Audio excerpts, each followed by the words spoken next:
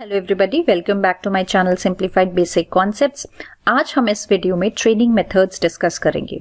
ये staffing series की video है। इसके पहले मैंने इस सीरीज में staffing and elements of staffing which is recruitment, selection, training and development discuss किया है। हमें पता है कि ट्रेनिंग एंड डेवलपमेंट बेसिकली एक एजुकेशनल टूल है जो ऑर्गेनाइजेशंस यूज करते हैं अपने एम्प्लॉय को जॉब से रिलेटेड सारे इंफॉर्मेशन और इंस्ट्रक्शंस प्रोवाइड करने के लिए, जिसके चलते एम्प्लॉयज की परफॉर्मेंस काफी इंप्रूव हो जाती है, राइट। और अगर मार्केट में कोई न्यू कॉन्सेप्ट है, कोई नई नॉलेज है जो कि एम्प्लॉय को जानना चाहिए, which will improve the work of the employee, then वो सारी नॉलेज, न्यू कॉन्सेप्ट्स भी एम्प्लॉयज को ट्रेनिंग्स के द्वारा दी जाती है, राइट। इसलिए ट्रेनिंग प्रोग्राम्स जब भी फ्रूटफुल होती है तो वो एक एम्प्लॉय को काफी हेल्प करती है, मोटिवेट करती है, and it also attracts new job seekers towards the organization, because new job seekers ये देखते हैं कि एक organization is not only interested in achieving its गोल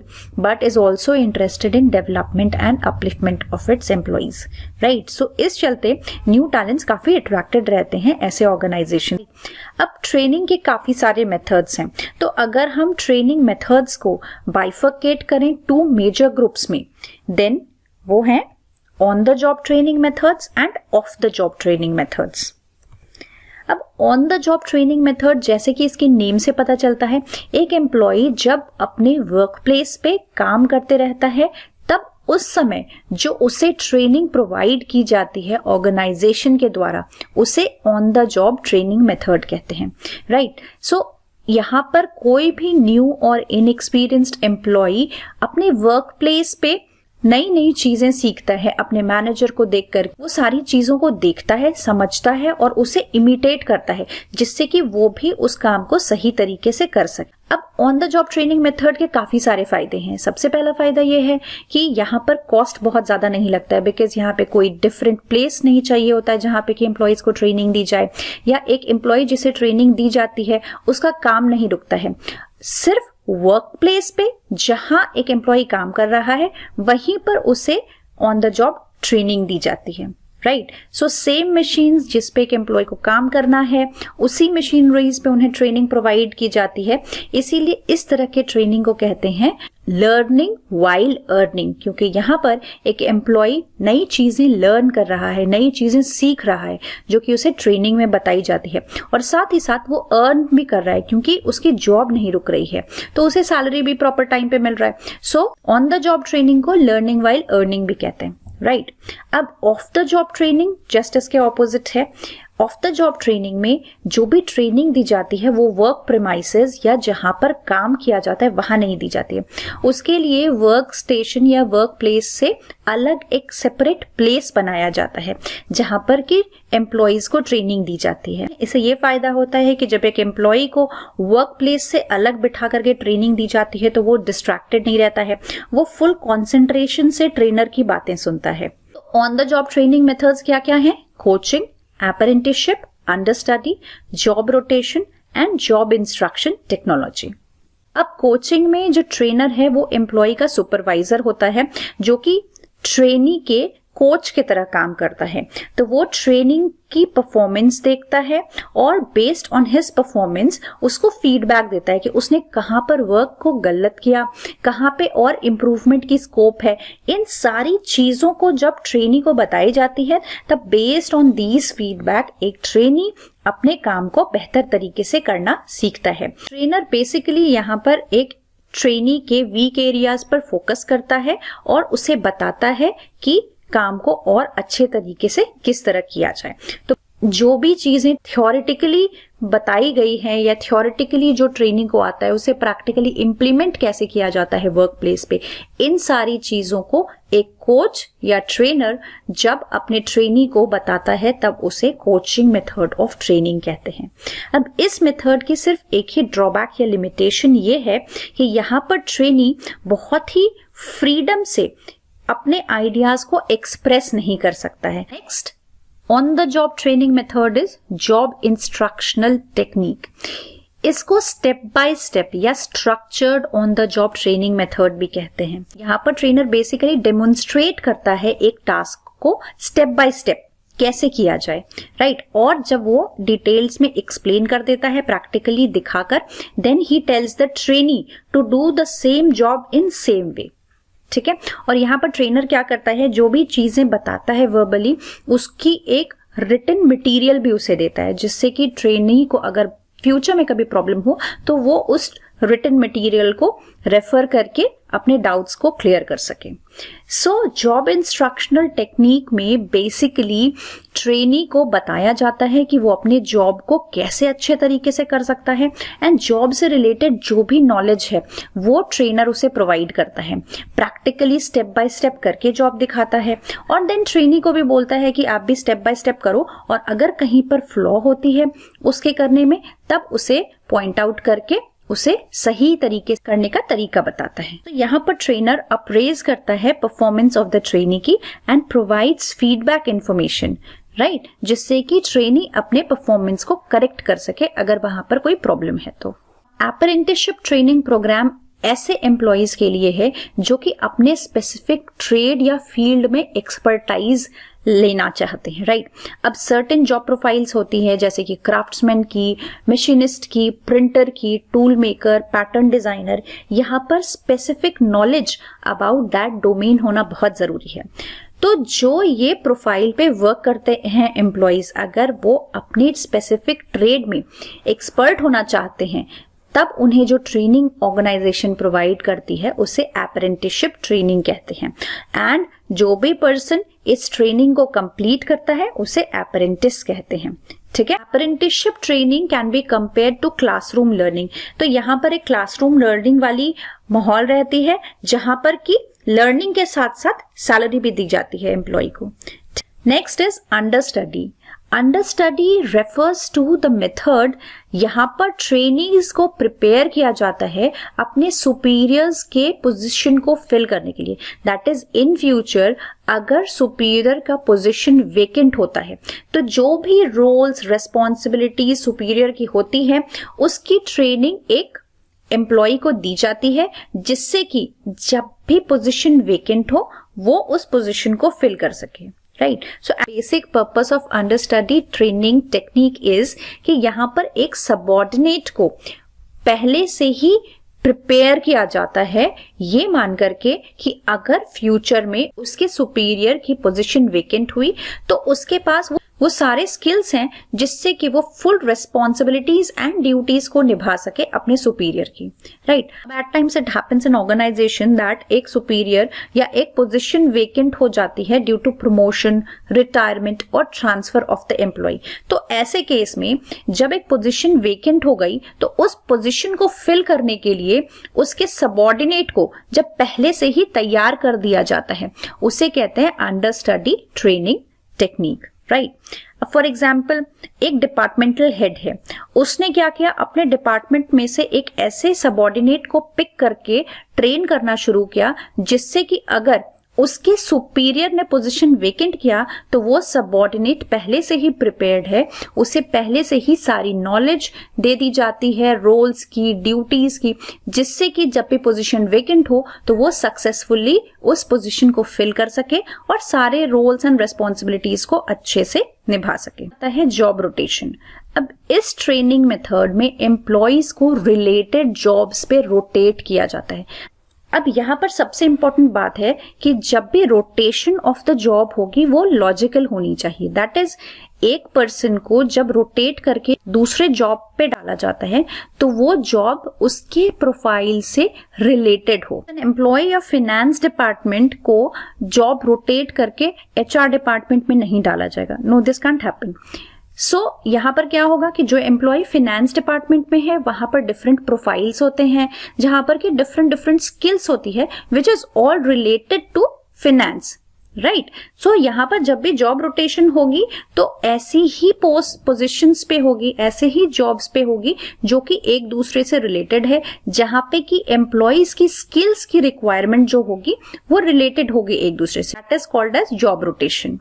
अब रोटेशन से ये होता है कि एक एम्प्लॉय एक ही टाइप के रोल्स, एक ही टाइप के ड्यूटीज एवरीडे करते करते काफी बोर हो जाता है. So just to bring a change in his routine, उसके बोर्डम को हटाने के लिए जॉब रोटेशन किया जाता है. But I would repeat again, job rotation हमेशा रिलेटेड जॉब्स में ही होती है, राइट. सो यहां पर training involves the movement of trainee from one job to another. ठीक है, तो यहाँ पर बेसिकली क्या होता है, ट्रेनी को मूव किया जाता है from one job to another. इससे क्या होता है कि ट्रेनी को काफी सारी नॉलेजेस मिलती है, बिकॉज अगर वो एक प्रोफाइल से दूसरे प्रोफाइल में काम कर रहा है तो ट्रेनी की नॉलेज काफी इनहैंस होती है, उसके एक्सपीरियंस काफी रिच हो जाते हैं, जिसके चलते एक तो एम्प्लॉय काफी मोटिवेट हो जाता है, दूसरी इसकी बोर्डम हट जाती है, एंड ट्रेनी को अपॉर्चुनिटी मिलता है काफी नई चीजों को एक्सप्लोर करने का, जानने का, and to understand the other profiles in the same department. So अब advantages of on the job training क्या है. On the job training is directly in the context of job. अब ऑन द जॉब ट्रेनिंग काफी informal होती है at time, that is यहाँ पर proper classroom setting या प्रॉपर एक डिफरेंट प्लेस हो जहां पर ट्रेनिंग दी जाए, ऐसा कोई सेटअप नहीं होता है. वर्क स्टेशन या वर्क स्पेस पे जहां एक एम्प्लॉय वर्क कर रहा है वहीं पर उसे इंफॉर्मेशन प्रोवाइड की जाती है, वहीं पर उसे नॉलेज प्रोवाइड की जाती है, वहीं पर उसे ट्रेन किया जाता है. तो ये काफी इनफॉर्मल होता है, right. It is effective because it is learning by experience. अब ऑन द जॉब ट्रेनिंग काफी इफेक्टिव होता है बिकॉज यहाँ पर एक एम्प्लॉय काम करते करते नई चीजों को सीख रहा है, तो वो जब भी कोई नई चीजों को सीख रहा है ड्यूरिंग द ट्रेनिंग, वो उसे डायरेक्टली अप्लाई कर सकता है अपने रोजमर्रा के काम में.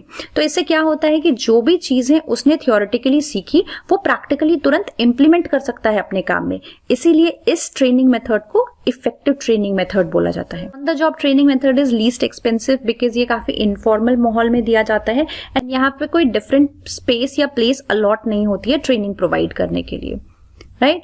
Trainees here are highly motivated क्योंकि वो काम करते करते नई चीजों को सीख रहे हैं, उसे डायरेक्टली इंप्लीमेंट करके चेक भी कर रहे हैं जो उन्होंने सीखा वो एप्लीकेबल है कि नहीं उनके काम में. तो ये चीजें ट्रेनीज को काफी मोटिवेट करती हैं. और on the job training method artificial classroom वाले सिचुएशंस से फ्री रहता है, राइट. यहाँ पे ऐसा कुछ आर्टिफिशियल क्लासरूम वाला सिचुएशन नहीं होता है जहां पे कि एम्प्लॉयज को बिठा के ट्रेनिंग दी जा रही है. तो employees like this thing. Disadvantages of on the job training क्या क्या है. यहाँ पर अगर ट्रेनर को एक्सपीरियंस नहीं है और वो अच्छी ट्रेनिंग नहीं दे रहा है, तब यहाँ पर ट्रेनीज के लिए काफी प्रॉब्लम हो जाएगी बिकॉज यहाँ पर ट्रेनी हमेशा एक्चुअल वर्क प्लेस पर प्रेजेंट हैं, वो एक्चुअल मशीनरीज पे काम कर रहे हैं. तो अगर ट्रेनर ने सही इनपुट नहीं दिया, सही इंफॉर्मेशन प्रोवाइड नहीं की, तो हो सकता है ट्रेनी कुछ मिस्टेक्स भी कर सकते हैं, जिसके चलते काफी सेफ्टी हैजार्ड्स भी हो सकते हैं. So at times this creates a problem. Then second problem is it is not systematically organized. On the job training informal होता है काफी, तो इसमें systematic organization at times lack करता है, जिसके चलते कि कब कौन से स्टेप्स होने हैं, कितने दिन में ट्रेनिंग पूरी होनी चाहिए, इसके क्या फीडबैक प्रोवाइड होने चाहिए, किस वे में प्रोवाइड होने चाहिए, ये सारी चीजें एक प्रॉपर सिंक्रोनाइज्ड वे में नहीं होते एट टाइम्स बिकॉज जो इफिशियंसी है ट्रेनिंग प्रोग्राम की that lack. Then the third disadvantage of on the job training is अगर कोई भी on the job training properly conduct नहीं होता है तो इसके काफी सारे सेफ्टी हैजार्ड्स हो सकते हैं बिकॉज यहाँ पर एम्प्लॉयज हमेशा अपने वर्क प्लेस पे प्रेजेंट हैं. सो कोई भी इंफॉर्मेशन अगर ट्रेनीज को गलत दी जाती है या उन्हें सही तरीके से नहीं बताई जाती है ड्यूरिंग ट्रेनिंग प्रोसेस, तो उनके पास इंफॉर्मेशन या नॉलेज कम रहेगी, right, related to the work, and this will directly affect their safety. Now off the job training methods. So off the job training methods के अंदर आता है lectures and conferences, vestibule training, management games, role play, case studies and in basket exercise. अब classroom lectures and conferences काफी traditional and direct method हैं training provide करने की. यहाँ पर जनरली व्हाइट कॉलर और मैनेजरियल लेवल ऑफ एम्प्लॉइज को train किया जाता है. This training method is very simple. यहाँ पर एक क्लासरूम वाली एनवायरनमेंट होती है जहां पर की ट्रेनीज को ट्रेनर लेक्चर्स के फॉर्म में ट्रेनिंग प्रोवाइड करते हैं. ठीक है, इसकी एडवांटेज ये है कि एट अ टाइम ट्रेनर बहुत ही लार्ज ऑडियंस को ट्रेन कर सकते हैं वर्बली. दैट इज यहाँ पर ट्रेनर वर्बल प्रेजेंटेशंस देते हैं एंड इंफॉर्मेशन प्रोवाइड करते हैं in the form of lectures to the trainees. अब this method is very effective अगर किसी को किसी पर्टिकुलर प्रोसीजर के बारे में इंस्ट्रक्शंस देना है या किसी पर्टिकुलर टॉपिक के बारे में डिटेल्ड इंफॉर्मेशन देना है. So classroom lectures and conferences काफी इफेक्टिव मेथड होती है. Next is vestibule training. Organisation में कोई न्यू या एडवांस्ड इक्विपमेंट आती है तो यहाँ पर वेस्टिब्यूल ट्रेनिंग दी जाती है. तो इस ट्रेनिंग में क्या किया जाता है कि यहाँ पर डायरेक्टली एम्प्लॉय को उस नए इक्विपमेंट पे काम करने नहीं दिया जाता है, बल्कि उस इक्विपमेंट को एक सेपरेट प्लेस पे लाया जाता है और जहाँ पर कैसे काम किया जाए इसकी डेमोन्स्ट्रेशन दी जाती है ट्रेनर के द्वारा और प्रॉपर यूज बताया जाता है. राइट. सो वेस्टिब्यूल ट्रेनिंग में बेसिकली न्यू इक्विपमेंट पे कैसे काम किया जाए ये बताया जाता है ट्रेनीज को. ठीक है. तो एक प्रोटोटाइप एनवायरनमेंट, प्रोटोटाइप मतलब कि वर्क एनवायरनमेंट के जैसा सिमिलर एनवायरनमेंट क्रिएट किया जाता है. We know that off the job training में ट्रेनिंग वर्क स्पेस से दूर दिया जाता है. राइट. सो वेस्टिब्यूल ट्रेनिंग में क्या होता है कि वर्क स्पेस या वर्क स्टेशन से दूर जब ट्रेनिंग दी जाती है तो वहां पर ट्रेनिंग के प्लेस पर एक प्रोटोटाइप वर्क एनवायरनमेंट क्रिएट किया जाता है. राइट. प्रोटोटाइप वर्क एनवायरनमेंट मतलब वर्क स्टेशन के जैसे similar environment, similar place, similar setup create किया जाता है और तब उन सिमिलर वर्किंग कंडीशंस में ट्रेनर उस न्यू इक्विपमेंट पे वर्क करके ट्रेनीज को दिखाता है. अब ये इसलिए किया जाता है कि जब कोई इक्विपमेंट न्यू है, कॉस्टली है, एडवांस्ड है तो उस पे ट्रेनीज डायरेक्टली काम करके कोई मिस्टेक कमिट ना करें, इसलिए उन्हें पहले प्रॉपरली सिखाया जाता है, दिखाया जाता है कि कैसे उस इक्विपमेंट पे काम किया जाता है. और ऐसी ट्रेनिंग रेंज करती है फ्यू डेज से फ्यू वीक्स तक, depending upon the complexity of the equipment. और जब एक ट्रेनी प्रॉपरली सीख जाता है देखकर अपने ट्रेनर को कि उस इक्विपमेंट पे कैसे काम किया जाता है, तब उसे अपने वर्क प्लेस पे जाकर के उस इक्विपमेंट पे काम करने दिया जाता है. Right. So this is vestibule training. Next is simulation training method. Simulation training method ऐसी ट्रेनिंग मेथड है जहां पर कि आर्टिफिशियल एनवायरनमेंट क्रिएट किया जाता है, आर्टिफिशियल वर्क एनवायरनमेंट. अब ऑफ द जॉब ट्रेनिंग में which I keep on discussing is यहाँ पर ट्रेनिंग वर्क स्पेस या वर्क स्टेशन से दूर दिया जाता है. जहाँ पे ट्रेनिंग दी जाती है वहां पर ऐसा एनवायरनमेंट क्रिएट किया जाता है जो कि वर्क प्लेस या वर्क स्टेशन से सिमिलर हो. एक आर्टिफिशियल एनवायरनमेंट क्रिएट किया जाता है which is exactly similar to the actual work situation. ठीक है. सो सिमुलेशन ट्रेनिंग टेक्निक्स के अंदर management games, case study, role playing and in basket training method आती है. अब वेस्टिब्यूल ट्रेनिंग में हमने देखा था कि एक्चुअल मशीन पर ही ट्रेनर्स काम करके दिखाते हैं, बट सिमुलेशन ट्रेनिंग मेथड में एक्चुअल मशीनरी नहीं रहती है, बल्कि एक्चुअल मशीनरी के जैसे इक्विपमेंट को डिजाइन किया जाता है आर्टिफिशियल वर्क एनवायरनमेंट में, जिससे कि ट्रेनीज वर्क करते हैं और देखते हैं कि वो हैंडल कर सकते हैं कि नहीं, and what are the steps required to work on those equipments or handle those situations. So management game is the first simulation training technique. अब management games focuses on practical application of the subject. ठीक है. यहाँ पर different games होते हैं जो कि general manager, middle management और functional heads को train करने के लिए use किया जाता है. That is top management के एम्प्लॉइज को ट्रेन करने के लिए डिफरेंट मैनेजमेंट गेम्स होती हैं, मिडिल मैनेजमेंट को ट्रेन करने के लिए डिफरेंट मैनेजमेंट गेम्स होती है. सो यहाँ पर मैनेजमेंट गेम्स को as per the level of employee design किया जाता है, जिसका बेसिक पर्पस रहता है कि प्रैक्टिकल नॉलेज मिले एक एम्प्लॉय को अपने वर्क के बारे में. राइट.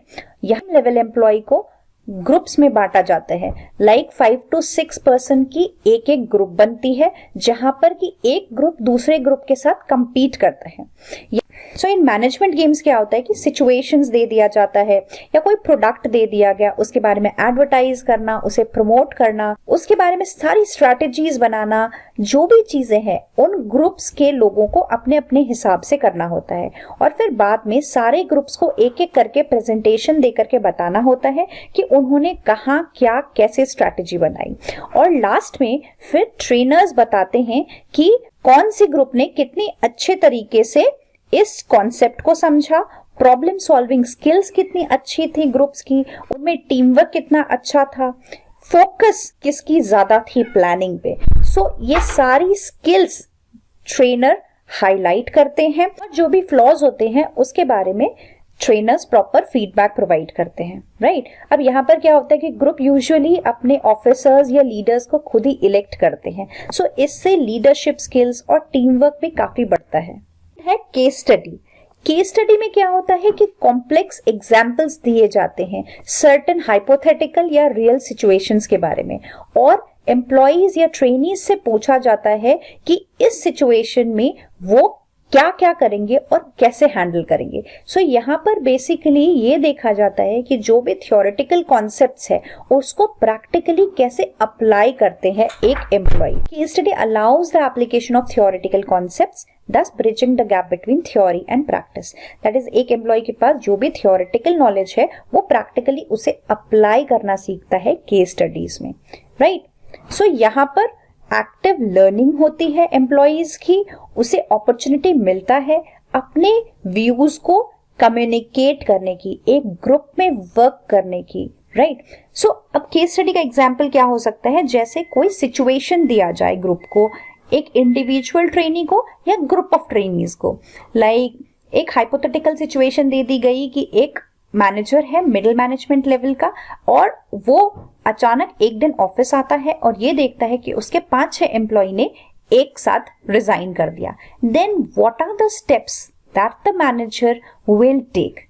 इन सारे सिचुएशंस को केस स्टडीज में सॉल्व करना बताया जाता है। दैट इज हाइपोथेटिकल सिचुएशंस भी होते हैं और काफी बार केस स्टडीज में ऐसी प्रॉब्लम भी दी जाती है जो कि ऑलरेडी किसी ऑर्गेनाइजेशन में पहले हो चुका है, राइट। सो इससे क्या होता है कि एम्प्लॉइज सिचुएशन को डील करना सीखते हैं, अपने व्यूज को कम्युनिकेट करना सीखते हैं और ग्रुप में एक साथ वर्क करके प्रॉब्लम को कैसे सॉल्व किया जाए वो भी सीखते हैं। ट्रेनर जहां ये फील करते हैं कि एक ट्रेनी गलत डायरेक्शन में मूव कर रहा है, उसकी थिंकिंग उसकी नॉलेज गलत है, तब वो अपना फीडबैक प्रोवाइड करते हैं and tries to correct the trainee, right. Third one is role playing. Role playing as the name says, यहाँ पर जो भी ट्रेनी रहता है उसे एक रोल अज्यूम करने के लिए दिया जाता है और उस रोल के हिसाब से वो उस सिचुएशन पे क्या डिसीजन लेगा, क्या स्टेप्स लेगा, उसे सिखाया जाता है, राइट। तो इस मेथड को रोल रिवर्सल, सोशो ड्रामा या साइको ड्रामा भी कहते हैं।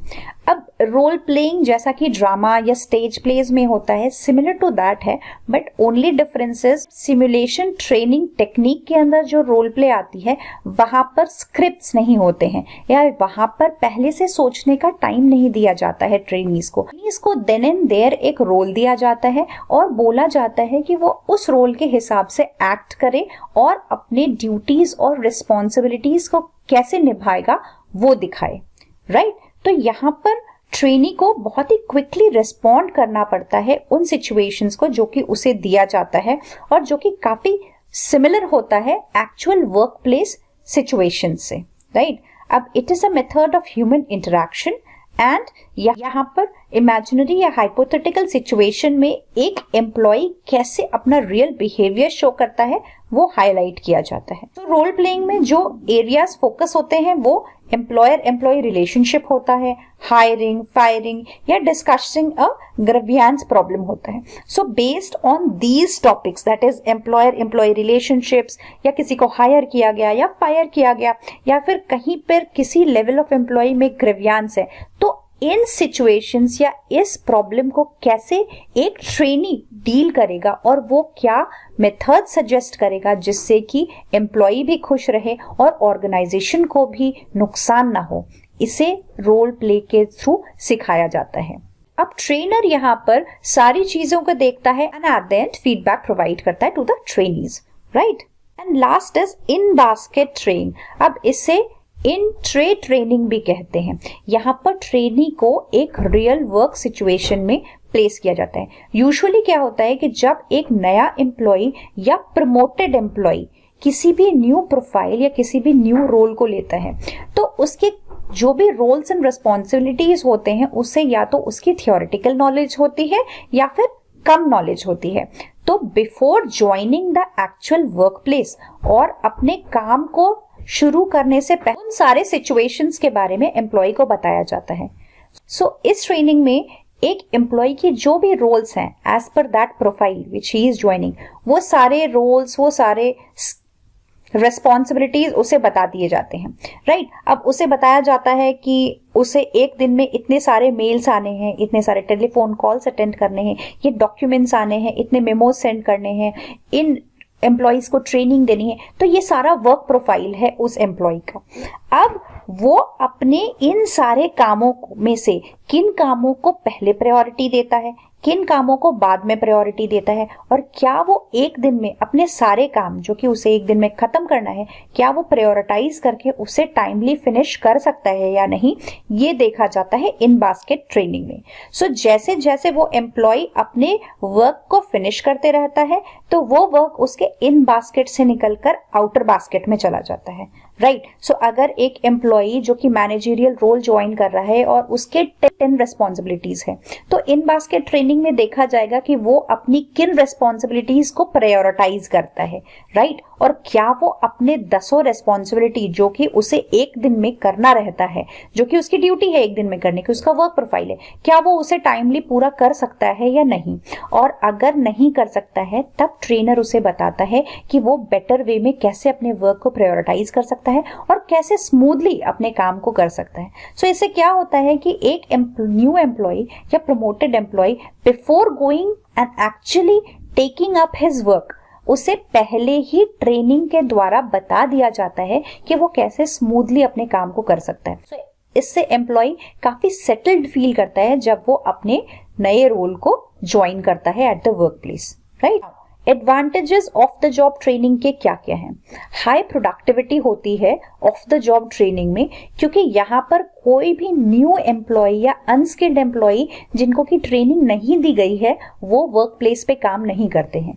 जिनको ट्रेनिंग की जरूरत है या जो अनस्किल्ड हैं जिन्हें ट्रेनिंग की रिक्वायरमेंट है, उन्हें प्लेस या वर्क स्टेशन से दूर अलग प्लेस पे ट्रेनिंग दी जाती है और सिर्फ स्किल्ड वर्कर्स ही वर्क प्लेस पे रहते हैं, जिससे कि प्रोडक्टिविटी हैम्पर नहीं होती है, कोई नुकसान नहीं होता है, एक्सीडेंट्स नहीं होते हैं और प्रोडक्टिविटी काफी हाई रहती है।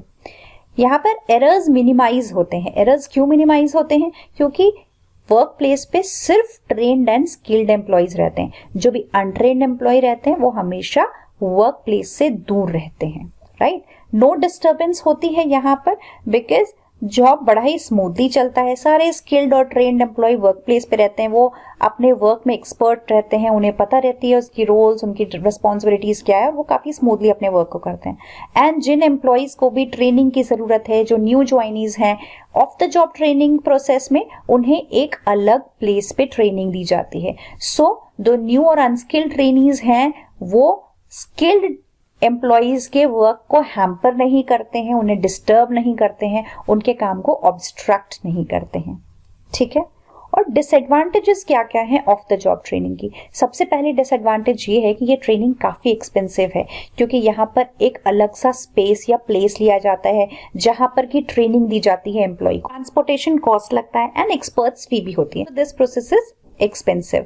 सेकेंड, ये प्रोसेस लेस इफेक्टिव है बिकॉज यहाँ पे जो भी ट्रेनिंग दी गई, जैसे कि वेस्टिब्यूल ट्रेनिंग में मैंने बताया कि अगर कोई न्यू मशीनरी है, न्यू मशीनरी पे काम करने से पहले of the job vestibule training में ट्रेनर्स क्या करते हैं कि उन मशीनरी पे एक्चुअली काम करके डेमोन्स्ट्रेशंस देते हैं ट्रेनीज को, जिससे कि ट्रेनीज देखें कि उस पे कैसे काम होता है, सीखें और तब जाकर अप्लाई करें।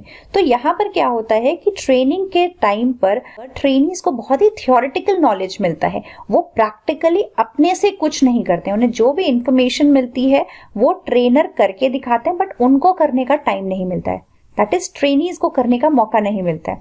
इसीलिए इस off the job training method को लेस इफेक्टिव बोला जाता है as compare to the on the job training. इस ट्रेनिंग मेथड की थर्ड डिसएडवांटेज है कि ये डिससैटिस्फैक्शन राइज करता है एम्प्लॉयज में, बिकॉज यहाँ पर काफी आर्टिफिशियल एनवायरनमेंट रहता है, राइट। रियल वर्क एनवायरनमेंट नहीं रहता है। कोशिश किया जाता है कि रियल वर्क एनवायरनमेंट क्रिएट करें। So at times it creates dissatisfaction in the employees, क्योंकि उन्हें एक रियल फील या रियल नॉलेज नहीं रहती है वर्क प्लेस की। Then fourth is no production. जिस भी एम्प्लॉय को ट्रेनिंग दी जाती है वो वर्क नहीं करते हैं क्योंकि वो एक्चुअल वर्क प्लेस से दूर रहते हैं, को यहाँ पर प्रोडक्शन प्रोसेस काफी हैम्पर्ड होता है। अब difference between on the job training and off the job training. On the job training, जैसा कि नाम से पता चलता है, ये ट्रेनिंग एम्प्लॉइज को जब दी जाती है तो एम्प्लॉइज अपने वर्क प्लेस पे, वर्क स्टेशन पे काम करते रहते हैं, उसके साथ साथ उन्हें ट्रेनिंग दी जाती है। But off the job training में एक एम्प्लॉय अपने एक्चुअल वर्क लोकेशन पर नहीं रहता है, वो एक्चुअल वर्क लोकेशन से दूर किसी दूसरे जगह पर उसे ट्रेनिंग प्रोवाइड की जाती है। ऑन द जॉब ट्रेनिंग का बहुत ही प्रैक्टिकल अप्रोच है क्योंकि यहाँ पर लर्निंग वाइल अर्निंग होता है। एक एम्प्लॉय ट्रेनिंग के समय नई चीजों को सीखते रहता है और उसे डायरेक्टली अप्लाई भी करते रहता है अपने एक्चुअल वर्क स्टेशन पर, क्योंकि वो वर्क स्टेशन या वर्क स्पेस पर ही ये ट्रेनिंग प्रोवाइड की जाती है उसे, और वो साथ ही साथ उसे सैलरी भी मिलती रहती है, तो इसे लर्निंग वाइल अर्निंग कहते हैं। अब off the job training method का काफी थियोरेटिकल अप्रोच इसलिए है बिकॉज यहाँ पर सारी चीजें थियोरेटिकली बताई जाती हैं ट्रेनर्स को, ट्रेनीज को, राइट? उन्हें प्रैक्टिकली करने को कुछ भी नहीं मिलता है। Third point is on the job training में काफी एक्टिव पार्टिसिपेशन होता है मेंबर्स का, बिकॉज यहाँ पर ट्रेनर्स जो भी चीजें ट्रेनीज को सिखाते हैं, ट्रेनी उसे प्रैक्टिकली करके तुरंत अपने वर्क प्लेस पर देखते हैं। But off the job training में कोई एक्टिव पार्टिसिपेशन नहीं होता है बिकॉज यहाँ पर ट्रेनर्स जो भी चीज सिखाते हैं ट्रेनीज को वो थियोरेटिकल होता है। तो ट्रेनिंग प्रोसेस खत्म होने के बाद ही एम्प्लॉइज या ट्रेनीज उसे प्रैक्टिकली अपने वर्क प्लेस पर कर सकते हैं। इसीलिए off the job training method में कोई एक्टिव पार्टिसिपेशन इन्वॉल्व नहीं रहता है। Then on the job training method में location of training work place पर ही होता है, but off the job training में location of the training is away from the work place. ठीक है, ऑन द जॉब ट्रेनिंग में क्योंकि ट्रेनिंग वर्क प्लेस पर ही दी जाती है इसलिए एम्प्लॉइज के काम में कोई रुकावट नहीं आती है। डिसरप्शन मीन्स रुकावट। But off the job training में काम में रुकावट इसलिए आती है क्योंकि जिस एम्प्लॉय को ट्रेनिंग दी जाती है उसे अपना काम छोड़ करके अपने वर्क प्लेस से दूर एक अलग जगह पर जाकर ट्रेनिंग लेनी पड़ती है। ठीक है, on the job training method काफी लेस एक्सपेंसिव है बिकॉज ये वर्क प्लेस पर ही दिया जाता है, तो यहाँ पर डिफरेंट सेटअप की जरूरत नहीं है। यहाँ पर ट्रांसपोर्टेशन कॉस्ट, एक्सपर्ट्स भी काफी कम रहती है। But off the job training method काफी एक्सपेंसिव है बिकॉज सबसे पहली बात यहाँ पर ये है कि यहाँ पर एक सेपरेट प्लेस चाहिए जहाँ पर ट्रेनिंग दी जाती है, तो उसकी कॉस्ट इंक्लूड हो गई, plus transportation cost, experts fee यहाँ पर काफी हाई रहती है, इसलिए this is a very costly training method.